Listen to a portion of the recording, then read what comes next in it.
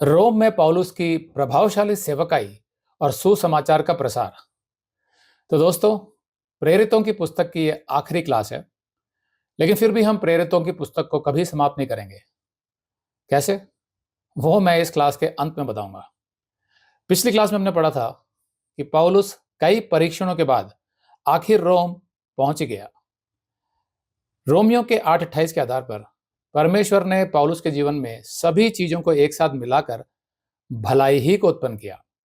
और आप विश्वास कर सकते हैं कि परमेश्वर आपके जीवन में भी ऐसा ही करेगा, क्योंकि ये उसके वचन में लिखा हुआ है। बस आपको सिर्फ इतना करना है कि उसके वचन के आधार पर अपना जीवन जीना है।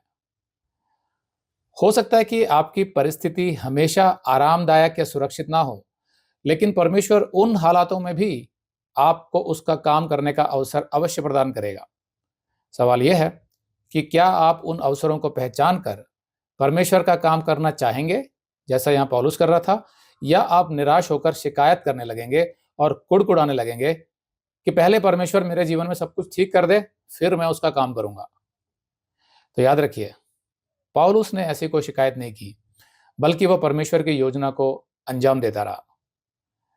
पौलुस के रोम पहुंचने की खबर वहां के विश्वासियों को पहले ही मिल गई थी, इसलिए वे पौलुस से मिलने के लिए अप्पियुस के चौक और 3 सराय तक आए, जो रोम से पहले आते थे। जाहिर है, विश्वासी भाइयों से मिलने के बाद पौलुस बहुत प्रोत्साहित हुआ होगा। रोमी सरकार ने पौलुस को किराए के मकान में रहने की अनुमति दे दी और उस पर नजर रखने के लिए एक सिपाही को नियुक्त कर दिया। अंग्रेजी में कहें तो हाउस अरेस्ट, बजाय उसे जेल में बंद रखने के।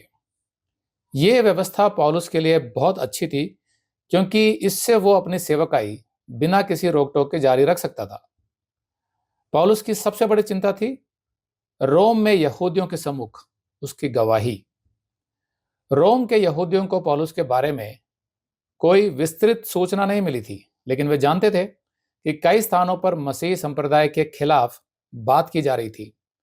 संभव है कि इतना तो वे जानते ही होंगे कि पौलुस ही मसीहत का मुख्य प्रवक्ता था।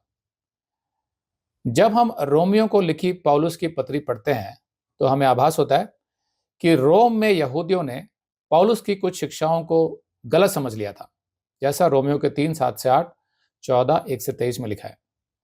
17, 3 दिन के बाद पौलुस ने यहूदियों के बड़े लोगों को बुलाया, यानी यहूदी नेताओं को, और जब वे इकट्ठे हुए तो उनसे कहा, हे भाइयों, मैंने अपने लोगों के या बाप दादों के व्यवहारों के विरोध में कुछ भी नहीं किया। मतलब अपने लोग मतलब यहूदियों के। तो भी बंधुआ होकर यरूशलेम से रोमियों के हाथ सौंपा गया। प्रेरितों का 18:2 में हमने पढ़ा था कि सम्राट क्लॉडियस ने सब यहूदियों को रोम से निकालने का आदेश दे दिया था, लेकिन शायद वो आदेश अस्थायी रहा होगा, टेम्पररी, क्योंकि यहूदी रोम में वापस आ गए थे और इसीलिए यहां पर भी मौजूद थे। पौलुस ने आगे कहा, उन्होंने मुझे जांच कर छोड़ देना चाहा, रोमी सरकार ने, अग्रिप्पा ने और जो फेस्तुस था, क्योंकि मुझ में मृत्यु के योग्य कोई दोष ना था। तो यह यहूदियों को वो समझा रहा है। परंतु जब यहूदी इसके विरोध में बोलने लगे तो मुझे कैसर की दुहाई देनी पड़ी, ना कि यह है कि मुझे अपने लोगों पर कोई दोष लगाना था।